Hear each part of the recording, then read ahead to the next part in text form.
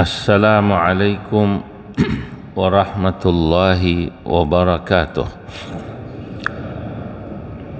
Alhamdulillah nahmaduhu wa nasta'inuhu wa nastaghfiruhu wa nastahdihi wa na'udzu billahi min syururi anfusina wa sayyiati a'malina.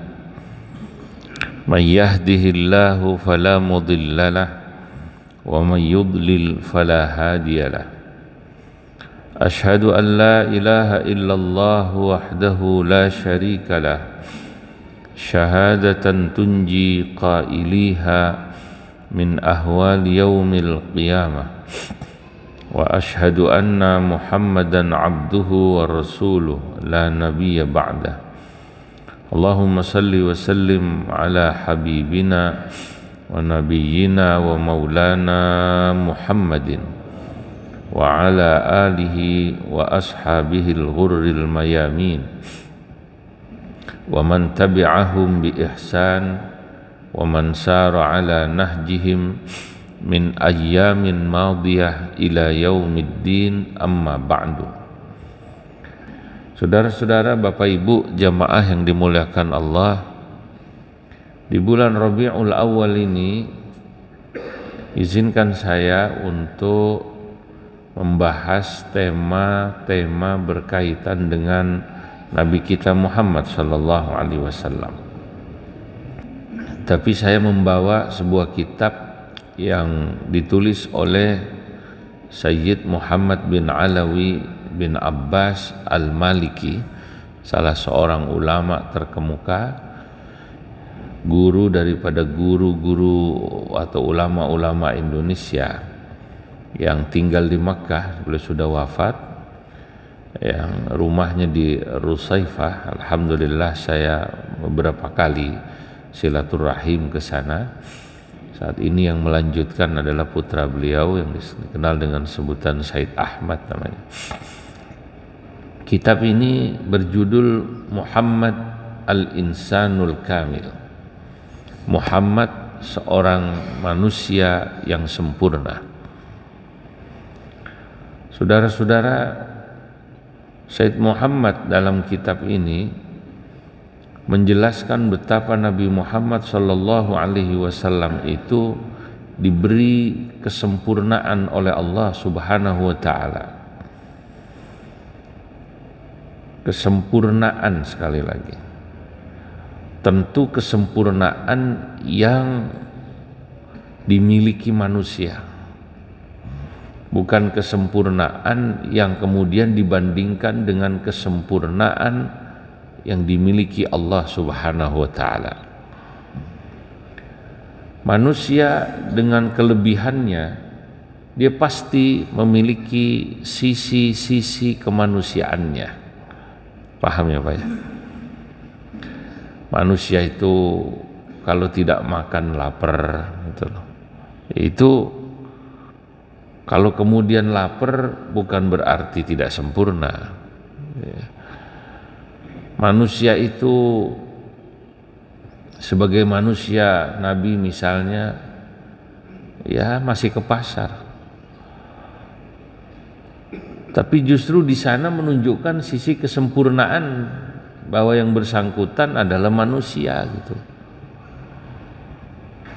Wa ma arsalna min qablika mir rasulin illa annahum ya'kuluna at-ta'ama wa yamshuna fil aswaq. Wa ma arsalna min qablika mir rasul illa wa ya'kuluna at-ta'am wa ya'kuluna at-ta'am wa yamshuna fil aswaq. Tidakkah kami mengutus sebelummu para utusan kecuali kami para rasul itu ya sama seperti dirimu, ya ke pasar, ya makan. Tapi itu menunjukkan sisi kesempurnaan. Nabi itu kan tugasnya bukan cuma di masjid, Pak. Nabi itu kan ngomong umat ya. Masjid ini urusan diniyah, cuman salah satu saja tugas.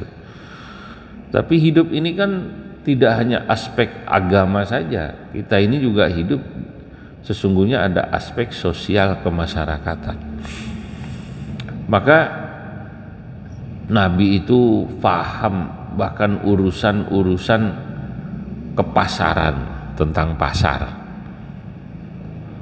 Dulu di Madinah itu pasar tempatnya di satu tempat, kemudian pasar lama kata Nabi ini kurang bagus, nggak strategis, di sini yang strategis.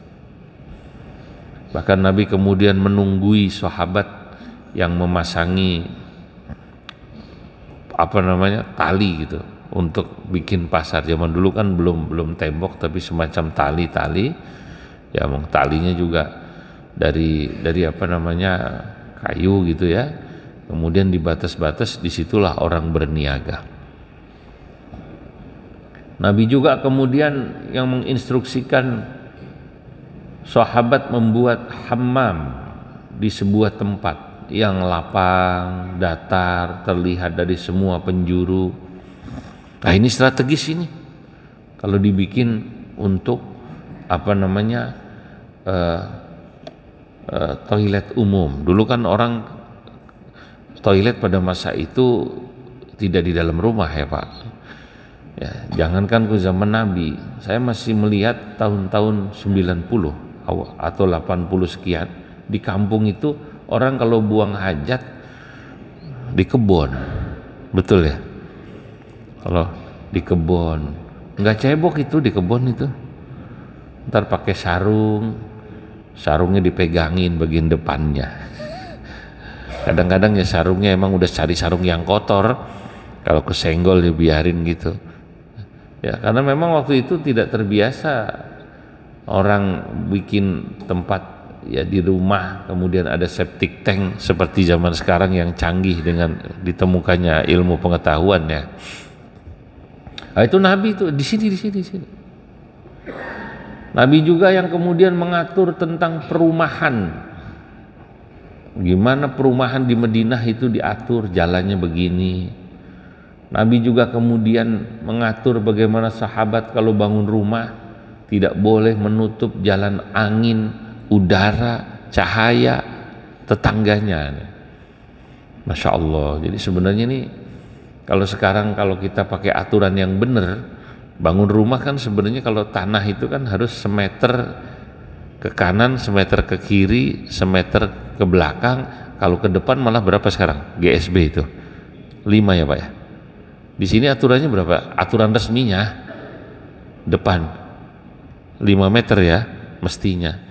Cuman orang kita kan malah kalau bisa sampai got aja ditutup sama dia.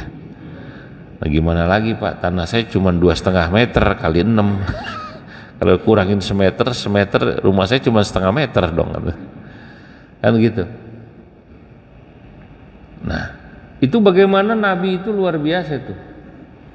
Jadi nah, tapi saudara-saudara yang sudah sedemikian Rasulullah Sallallahu Alaihi Wasallam dianugerahi Allah kesempurnaannya sebagai seorang manusia, itu pun masih banyak orang-orang yang mencari-cari kekurangan-kekurangan Nabi Muhammad Sallallahu Alaihi Wasallam.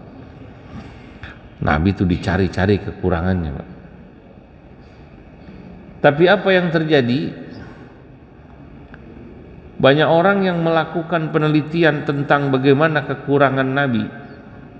Setiap ada orang yang berbicara tentang kekurangan Nabi, dicari kelemahan Nabi, setiap dicari kelemahannya yang ditemukan kelebihannya. Setiap dicari keburukannya yang ditemukan keindahannya. Jadi kalau Nabi dicari keburukannya itu nggak usah heran, karena memang sejak dulu ada upaya-upaya terhadap agama ini dan umat Islam ini. Bagaimana upaya itu dilakukan oleh orang-orang yang tidak suka dengan Islam agar membuat orang Islam itu pertama ragu terhadap kebenaran ajarannya. Dan ragu terhadap kebenaran ajaran agamanya itu dimulai dari ragu atas nabinya. Karena yang bawa syariat Islam adalah Nabi Muhammad sallallahu alaihi wasallam. Kalau bahasa Arabnya itu, mereka melakukan segala upaya untuk menanamkan keraguan di hati kaum muslimin atas kebenaran ajaran agama Islam, termasuk menanamkan kepada kaum muslimin akan kenabian dan kesempurnaan nabinya Muhammad sallallahu alaihi wasallam. Dalam bahasa Arab disebut gharsus syukuk fi qulubil mu'minin. Gharsus syukuk fi qulubil mu'minin, ditanamkan keraguan-raguan terus sepanjang masa, bikin mereka ragu, apa iya ya begitu. Satu contoh,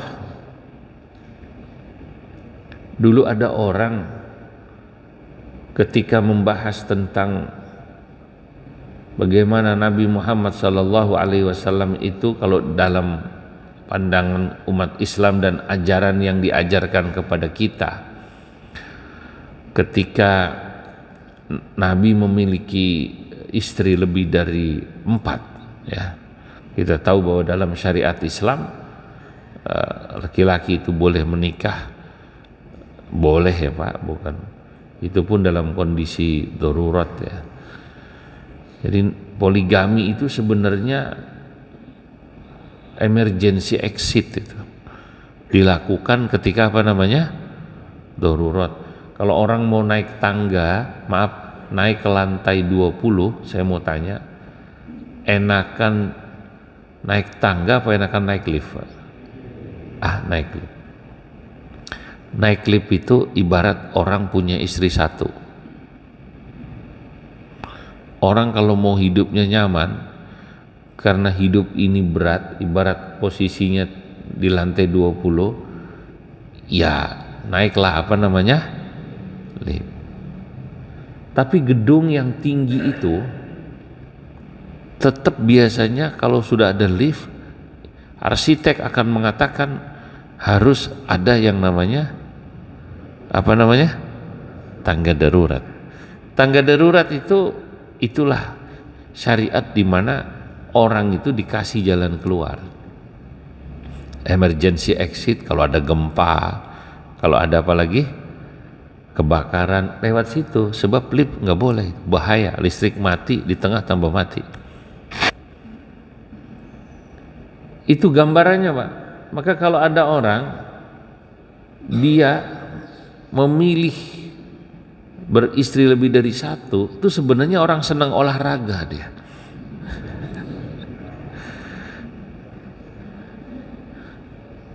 Kata, lu enak, bukannya enakan naik lift, apa jalan kaki biar sehat. Enakan naik lift apa enakan naik tangga, Bu?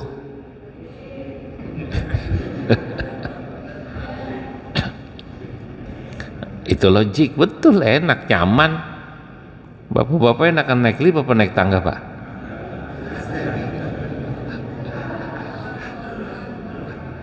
Repot ini Pak.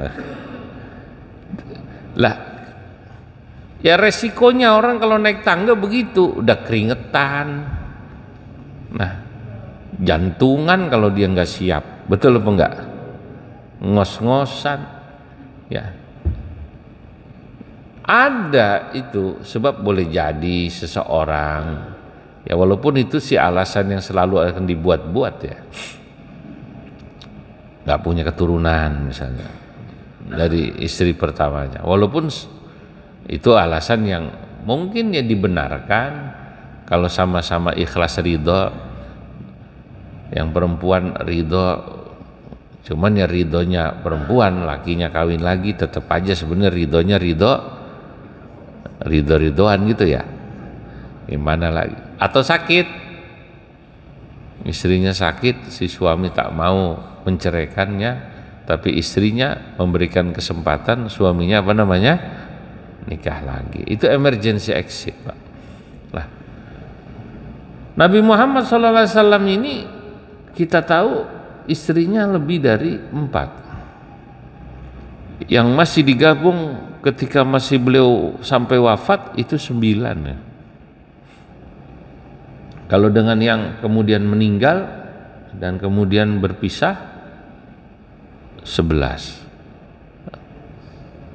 Saudara-saudara, ini menjadi titik serang ya, titik serang bagi Nabi yang dilakukan oleh orang-orang yang tidak suka kepada Islam, tidak suka kepada Nabi Muhammad sallallahu alaihi wasallam. Termasuk ketika Nabi menikahi Siti Aisyah radhiyallahu anha ummul mukminin, di mana Siti Aisyah itu berumur waktu itu masih ukuran zaman itu sebenarnya nggak kecil-kecil banget ya. Memang orang zaman dulu 9 tahun itu sudah head, Pak. 12 tahun apalagi udah punya anak. Apalagi orang-orang Hijaz, orang sana ya 9 tahun bongsor gede. Tapi ini kemudian bagi orang yang hidup tidak di zaman itu, tidak mengerti budaya dan kultur Arab, lalu menyerang Nabi sebagai pedofil. Pedofil itu kalau bahasa sekarangnya dianggap penyakit gitu ya, orang yang senang sama anak kecil. Belum lagi dianggap, mohon maaf, hiperseks. Nah, ini perlu saya sampaikan bagian daripada supaya kita tahu di dunia ini ada orang yang nyerang Nabi kayak begini gitu loh. Padahal umat Islam, umat Nabi yang di sini, masya Allah, saben bulan Maulid memuliakan Nabi. Dia percaya kalau Nabi itu seorang yang oleh Allah diberi kesempurnaan. Laqad ja'akum rasulun min anfusikum azizun 'alaihi ma 'anittum harisun 'alaikum bil mu'minina raufur rahim. Nah, kita tahu Nabi sempurna, di sana diserang, Pak. Tapi mereka nanti kalau di penjelasan mereka akan kaget. Termasuk orang-orang orientalis yang jujur, dia akan menemukan, oh ternyata teman-teman saya yang menyerang Islam lewat Nabi Muhammad sallallahu alaihi wasallam, yang Nabi dianggap pedofil, yang Nabi dianggap hiperseks karena istrinya banyak, itu ternyata terbantahkan dengan informasi dan penjelasan yang dijelaskan oleh para ulama-ulama yang luar biasa berjuang membela Nabi Muhammad sallallahu alaihi wasallam. Pertama,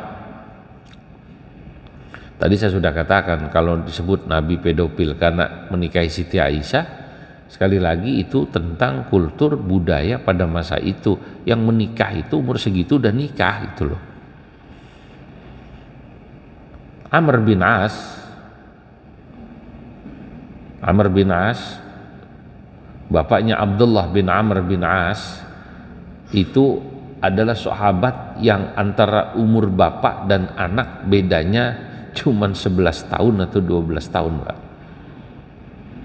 Kebayang nggak? Beda umur bapaknya sama anaknya cuman berapa? 11 tahun.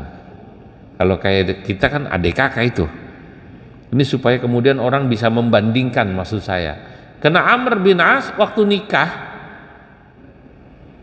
umurnya 12 tahun kalau nggak salah, atau 11 tahun. Nah, dianya aja yang laki-laki umur segitu, bagaimana bininya coba? Kalau bahasa kitanya, kalau kata Betawi bilang, bagaimana istrinya? Laki-lakinya, suaminya umurnya berapa tadi? 11 atau 12 tahun dalam riwayat. Saya baca dalam sejarah, Masya Allah. Jadi sini nih kemudian saya temukan, oh ya, budaya saat itu begitu. Laki-lakinya 11, perempuannya 9, 10, itu udah budaya gitu loh. Saudara-saudara. Dan memang sudah head. Dan hamil, Pak, hamil. Hamil itu meteng. Lahirlah Abdullah, anak pertamanya. Maka kana bainal walid wal walad, yakni perbedaan umur antara anak dan bapak waktu itu sekitar 11 tahun. Ya Allah. Ya. Kalau di sini sih ada kakak itu, betul nggak kira-kira? Kemudian apa namanya, budaya bergeser sampai 100 tahun lalu atau 50 tahun lalu lebih, itu perempuan nikah umur 13 tahun masih lazim, betul nggak kira-kira? Emak saya nih, ibu saya nikah itu ya umur 14 tahun Pak, atau 15 seingat saya. Nenek saya cerita, saya lagi main suruh kawin gitu. Betul nggak kayak gitu kira-kira? Nenek saya mungkin sekitar 80 tahun silam gitu ya, atau lebih, bahkan hampir 90 tahun silam. Lagi main katanya, suruh apa namanya? Suruh nikah. 50 tahun lalu perempuan nikah umur 19 tahun dianggapnya perawan tua. Nikah umur 20 tahun dianggap apa? Perawan tua. Anaknya si Anu nggak laku tuh, anaknya si Anu nggak laku gitu. Sekarang kalau ada anak perempuan umur 19 tahun nikah, yang walaupun menurut undang-undang aturannya sekarang berapa perempuan boleh nikah? Udah naik Pak, bukan 17 lagi. Hah? 19 ya? 19? Itu sekarang di bawah 19 tahun dianggapnya pernikahan apa? Dini. Bergeser. Sekarang perempuan nikah umur 25 tahun lumrah Pak. Betul apa enggak? S2 itu 25 biasa. Dia nggak merasa, maaf, perawan tua. Tersinggung kalau anak sekarang dibilang, Neng, udah Neng, umur lu udah 25, lu ntar perawan tua. Yang ngomong yang bener sih Mak. Nah saya kuliah tinggi-tinggi buat apa? Saya mau nyobain kerja juga. Betul apa enggak? Iya. Ya, mau nyobain kerja, mengamalkan ilmu. Iya. Udah Neng, lu nggak usah kerja, gue cariin laki lu pilot. Kayak Pak Haji siapa namanya? Pak Haji Rudi gitu. Laki lu arsitek, kayak Pak Haji Trisno gitu ya. Saudara-saudara, Bapak Ibu, nah ini terjawab Pak. Kalau dikatakan itu hiperseks, karena tadi lebih dari 9, dia tidak tahu bahwa ini hukum khususiyat. Dan Nabi Muhammad SAW itu kalau kita lihat sejarah, itu menikah lebih dari satu justru setelah usia 50 tahun lebih, sesaat sesudah istri beliau wafat. Itu pun gak langsung, setahunan baru nikah. Itu pun atas perintah Allah. Udah jadi nabi Pak. Nabi itu menduda tuh. Mendudanya cukup lama. Kalau orang sini sih mata melirik apa namanya? Bila Israel. Kan ada lagunya tuh ibu-ibu. Datang memanggil, jasa terbujur di pembaringan. Nah terus ada yang cerita, jika kau mati, gimana katanya? Ya, lakimu menangis, apa namanya? Sebelah mata sambil melirik. Siapa gantinya? Siapa itu? Itu yang ngarang siapa sih itu lagu? Siapa yang ngarang siapa? Nasi Daria apa siapa sih itu? Saya kalau ngedengerin ibu-ibu lagi mau pengajian nyetel gitu, kata saya sentimen banget ini sama laki-laki. Seakan laki-laki gitu. Ya. Nah, Nabi enggak Pak. istri meninggal, ada jarak lama, baru turun perintah menikah lagi, menikah. Itu pernikahannya kalau bahasa sekarang itu pernikahan politis, karena dalam rangka dakwah. Masyarakat pada masa itu masyarakat yang masih sangat paternalistik, masyarakat yang masih sangat melihat pemimpinnya.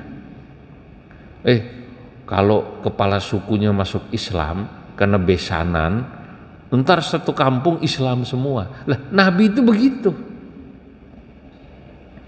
Menikahi anaknya sahabat Umar, namanya Hafsah, menikahi Siti Aisyah, menikahi nanti anak kepala sukunya orang Yahudi, yang kemudian gara-gara Nabi nikah itu semua orang pada masuk Islam antar suku. Begitulah Pak. Ya. Dan Nabi subhanallah dalam hal maaf hubungan badan ya sebagai kebutuhan manusia itu jauh daripada yang digambarkan oleh mereka. Maaf, seks itu sesuatu yang dalam tanda kutip kotor atau bagaimana itu ya, digambarkan oleh barat. Karena Siti Aisyah radhiyallahu anha ummul mukminin pernah mengatakan, saya ini menikah dengan Nabi Muhammad sallallahu alaihi wasallam ya lebih dari 10 tahun.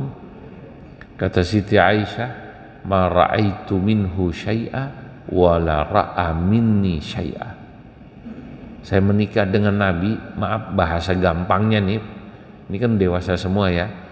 Nabi belum pernah ngelihat barang saya belum pernah ngelihat barang Nabi. Masya Allah. Saking menjaga tuh akhlak. Kalau kita baca satu hadis ini saja, betapa akhlak Nabi itu. Walaupun kalau kita ditanya apa haram suami melihat milik istrinya dan sebaliknya, haram nggak Pak? Ya enggak, orang udah dinikahin itu. Suami istri ya enggak haram. Tapi bagaimana Nabi menjaga matanya, mata beliau yang mulia itu sampai kayak begitu. Begitu juga kok jangan Nabi. Sayyidina Ali radhiyallahu anhu karramallahu wajhah ya, semoga Allah memuliakan wajahnya. Beliau itu diberi gelar karramallahu wajhah karena beliau sepanjang hidupnya nggak pernah ngelihat barangnya sendiri Pak, lagi barang orang ya. Nggak kayak kita suka iseng ya, walaupun nggak dosa nggak kira-kira orang lihat barangnya sendiri? Ya enggak ya. Makanya dalam mazhab Hanafi, seorang kalau habis wudhu nyentuh dia punya barang itu enggak batal. Jadi ada itu mazhab Hanafi, orang nyentuh barangnya sendiri, udah wudhu nyentuh barangnya sendiri itu enggak batal. Karena ada hadis Nabi pernah ditanya, lalu Nabi jawab, innama huwa bid'atun minka, barangmu itu ya bagian tubuhmu, kenapa harus batal nyentuh? Sehingga kemudian dalam mazhab Hanafi kalau nyentuh barang kita sendiri nggak batal, kalau nyentuh barang orang baru batal gitu loh. Paham nggak ini kira-kira? Ya, nyebokin anak misalnya, paham ya? Gitu loh, nyebokin anak, Pak, kok ketawa sampean bilang barang orang. Nah, orang tua kan kadang-kadang anaknya datang, cucunya datang, nek cebokin nek, batal nggak? Batal. Kalau mazhab Syafi'i mau barang sendiri mau barang orang tetap apa namanya? Batal. Karena ada hadis yang berbunyi mamassa dzakarahu falyatawadda, barang siapa orang yang menyentuh kemaluannya batal. Kemudian ada yang namanya kias fahwal khitab atau aulawi, kalau dia sentuh barang dia sendiri aja batal, apalagi nyentuh barang orang gitu. Paham nggak? Kalau yang di sana bilang yang nyentuh barang sendiri nggak batal, nyentuh barang orang baru batal. Kalau mazhab Syafi'i dalilnya adalah mamassa dzakarahu falyatawadda, barang siapa orang yang menyentuh barang sendiri dia batal. Barang orang enggak dong. Lalu gimana? Barang sendiri aja batal, apalagi barang, kan gitu. Sama kayak ditulis di toilet situ, dilarang kencing di sini. Ada orang tiba-tiba nggak kencing, berak di situ dia. Waktu ditegur, lu kenapa berak? Lah yang dilarang kan kencing. Gue nggak kencing, gue tadain di sini. Gue cuman berak. Ada orang begini nggak? Kalau kata orang Jawa dibilang pekok, apa namanya? Ah, susah dah. Kalau kata orang Betawi, PA udah susah. Orang Jawa bilang apa? Pekok. Orang Betawi bilang PA. Betul ya? PA itu singkatan apa, Pak? Bukannya pengadilan agama itu PA. Nah, itu Nabi, Pak. Masya Allah. Beliau sampai nggak pernah melihat barang sendiri. Jadi gharsus syukuk, menanamkan keraguan-raguan kepada kita terhadap agama Islam, itu dimulai dengan menanamkan keraguan-raguan kepada Nabi Muhammad sallallahu alaihi wasallam. Padahal Masya Allah, Nabi itu ya bukan saja sosok yang oleh Allah diberi kesempurnaan akal, kesempurnaan sifat, kesempurnaan ilmu. Kalau kita bicara sifat Nabi, tawaduknya Nabi luar biasa, Pak. Ada pemimpin besar itu mau naik onta boncengan ya. Naik onta boncengan. Kemarin Indonesia sempat dibikin berita rame ketika Paus datang ke sini, naiknya apa namanya? Mobil rakyat lah. Mobil sejuta apa namanya? Umat, kira-kira gitu kan? Ya. Ya itu. Begitu besar pemimpin di situ, ya. Ya, kita nggak tahu bagaimana hari-hari beliau di sana. Ya, saya sih husnudzon aja sama manusia. Ya boleh-boleh aja. Pemimpin memang idealnya begitu. Gara-gara begitu, presiden kita ikut juga akhirnya. Nah, saudara-saudara, memang pemimpin kita begitu. Biasanya, kalau di luar pemimpin kita, wih kelihatannya apalagi kampanye gitu, kelihatannya harmonis. Kawin lagi mau menang baik dia mah. Nikah siri menang baik, cerai menang baik, kan begitu. Nabi Muhammad SAW ketawaduannya luar biasa. Pada masa itu ukuran orang terhormat naik onta itu sendirian.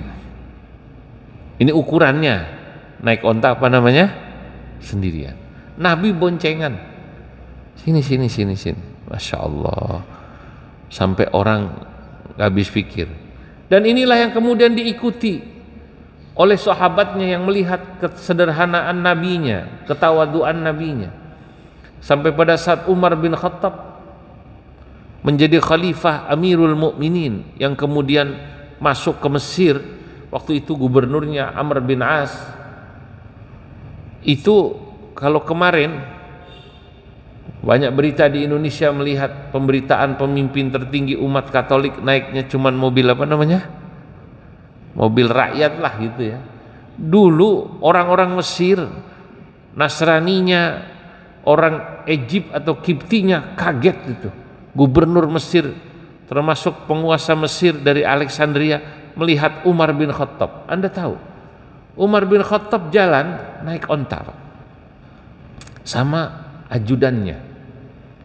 Pemimpin biasanya ajudannya itu nuntun ontanya. Umar bin Khattab tidak. Dia pakai hitungan jam. Kalau lu nuntun gua, kalau bahasa Betawinya, kalau ente nuntun aneh, enakan ente ama aneh pak, lu apa gua pak? Bahasa Betawi. Kalau kau nuntun diriku lewat onta ini 4 jam, nanti gantian kau naik onta, aku tuntun kau 4 jam. Jangan khalifah, pembinanya aku apa kau? Ngikut pak. Jadi ajudannya Umar bin Khattab itu nuntun, tapi nanti ketika Umar bin Khattab minta kau naik, nggak bisa bantah.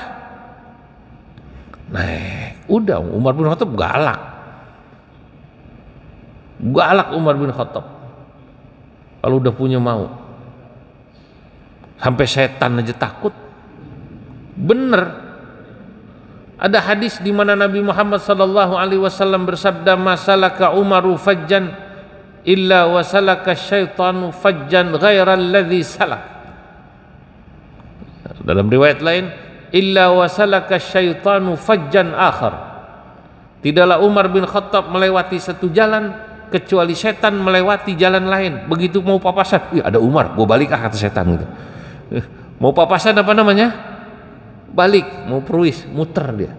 Saking wibawanya Umar bin Khattab. Cuma satu Umar bin Khattab itu nggak pernah marah sama siapa? Istrinya. Masya Allah. Berarti kalau di sini ada bapak-bapak di luar gagah sama istrinya baik, itu berarti termasuk minal umariyin, termasuk mengikuti siapa? Sahabat Umar. Umar bin Khattab istrinya galak pak. Di rumah pernah seorang sahabat mau sowan cerita kalau istri dia judes. Judes itu bahasa Arabnya asyaddu cerewetan. Cerewet.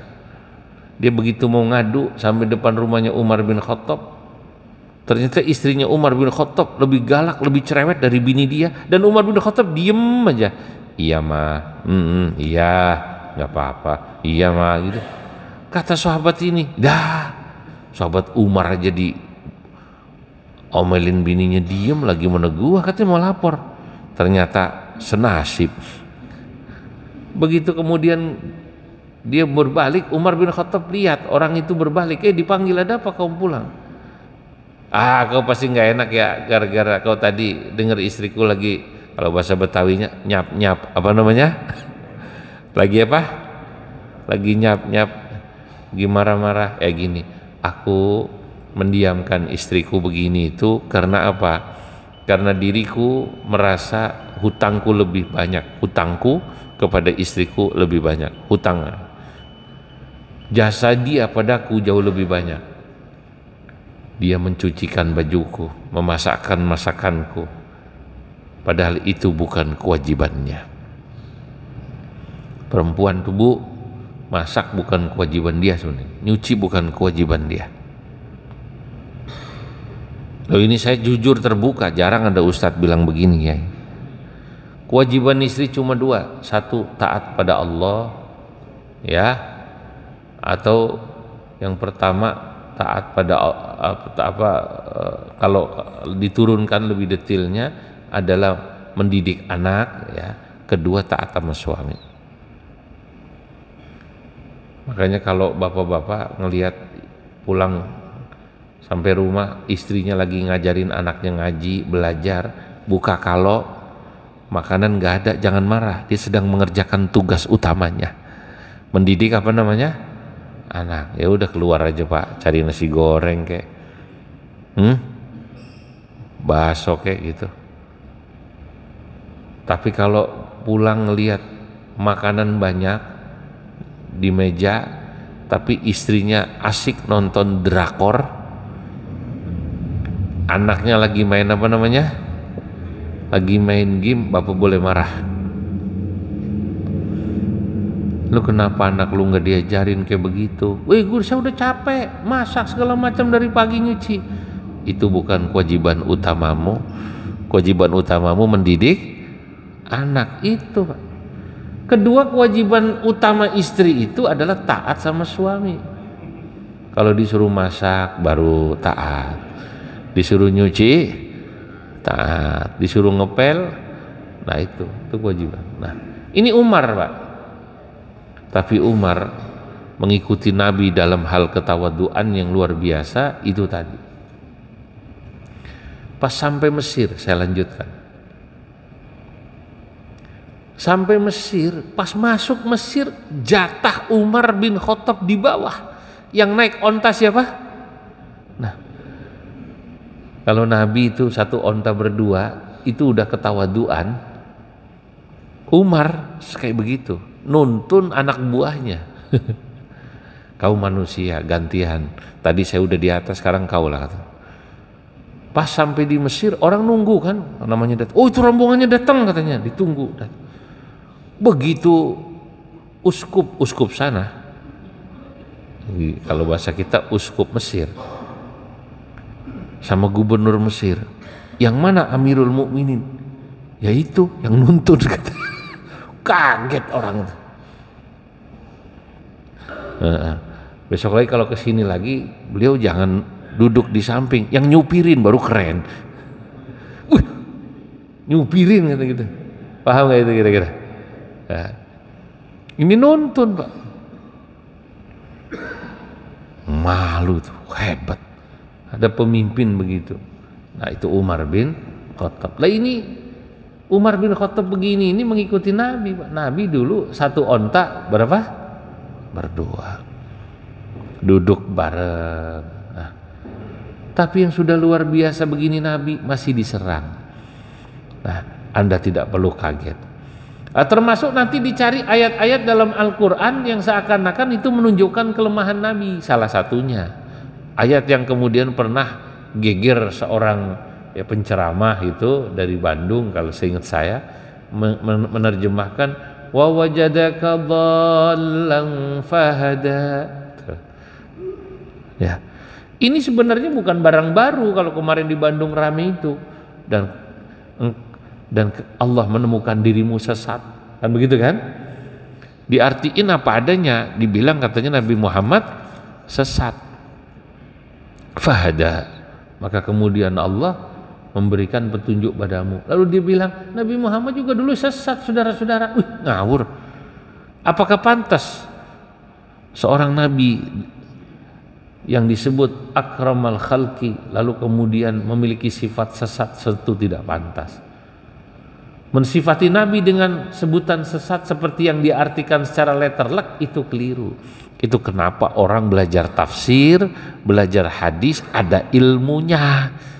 Salah satu ilmunya adalah belajar ilmu bahasa Arab. Bahasa Arab itu satu kata, bolal misalnya, itu maknanya bisa, kalau kata orang Madura, cem-macem Pak. Tafsirannya cem-macem. Harus dicek apakah ada padanannya dalam Al-Quran kata dalal.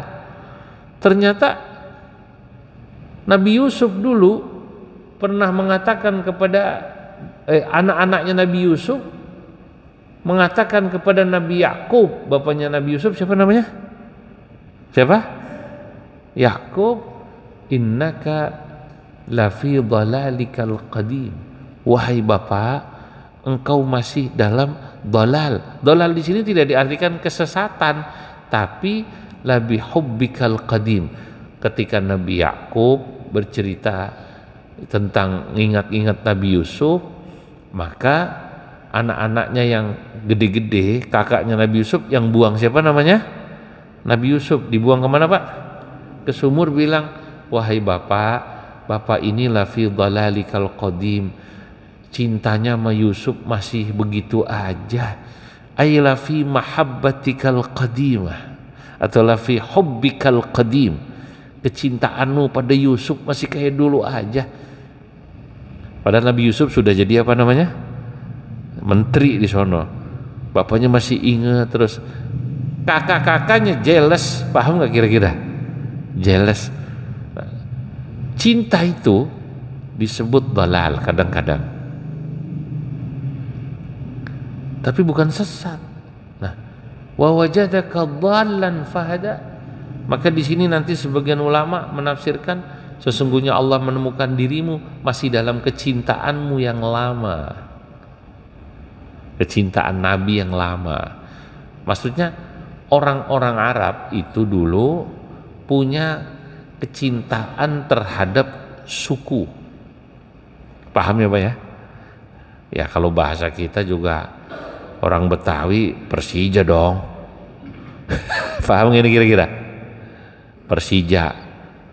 Nah, orang Bandung apa namanya? Persib.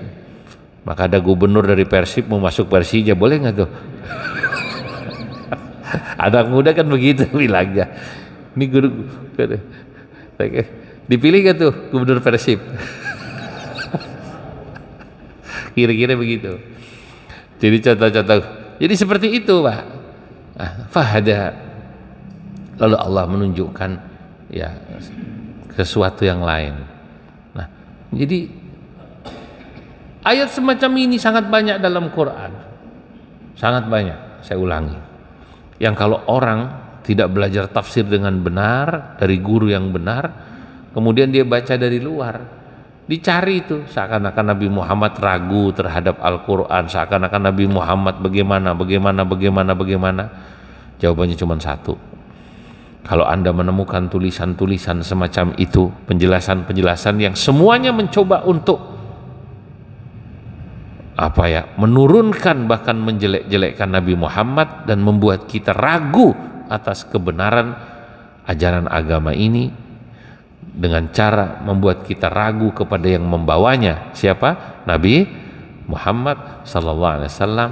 Pastikan ini antara dua, dilakukan oleh orang yang benci pada Islam atau orang yang tidak tahu makna Al-Quran sesungguhnya, tapi dia seakan-akan tahu.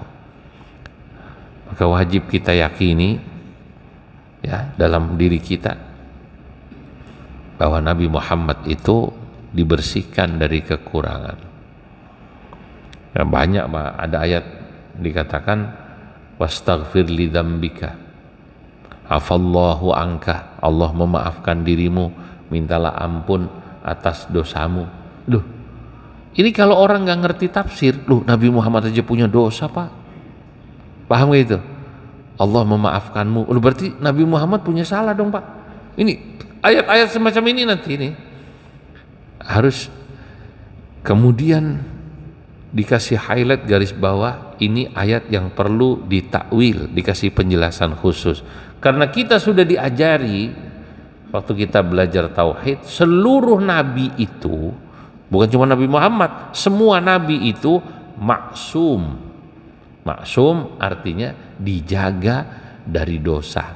Jangankan dosa besar, dosa kecil juga tidak ada. Kalau ada ayat-ayat semacam itu, maka kita harus memberikan penjelasan bahwa tidak ada para nabi itu punya dosa. Hatta Nabi Adam, termasuk Nabi Adam. Jadi ketika Nabi Adam memakan buah khuldi tadi itu, itu bukan yang disebut sebagai dosa. Saudara-saudara hadirin, tapi itu termasuk yang disebut mimbabi hasanatil abrar sayyiatil muqarrabin. Sayang waktunya tidak cukup buat saya Insyaallah nanti kita lanjutkan pada kajian yang akan datang, karena hasanatul abrar sayyiatil muqarrabin ini satu pembahasan sendiri yang panjang. Sekian dari saya, mohon maaf atas segala kekurangan. Al-Fatihah. A'udzu billahi minasyaitonir rajim. Bismillahirrahmanirrahim. Alhamdulillahi rabbil alamin, arrahmanir rahim, maliki yaumiddin. Iyyaka na'budu wa iyyaka nasta'in. Ihdinas siratal mustaqim. Siratal ladzina an'amta 'alaihim ghairil maghdubi 'alaihim waladdallin. Ilahil karim tal karim, Allahumma salli wa sallim ala sayyidina Muhammad fil awwalin wal akhirin. Mubarak wa radiyallahu tabaraka wa ta'ala an sadatina ashabi rasulillah ajma'in. Alhamdulillahi rabbil alamin, hamda yuwafi ni'ama yukafi mazidah. Rabbana lakal hamdu kama yanbaghi li jalalikal karim wa 'azimi sultani. Allahumma arzuqna al-ikhlas wal istiqamah wa hubballah hubba man ahabba. Rabbana ighfir lana wa liwalidayna warhamhuma kama rabbayana saghira. Li ikhwanina alladhina sabaquna bil iman. ولا تجعل في قلوبنا غلا للذين آمنوا ربنا إنك رؤوف رحيم. وصلى الله على سيدنا محمد وعلى آله وصحبه وبارك وسلم والحمد لله رب العالمين. السلام عليكم ورحمة الله وبركاته.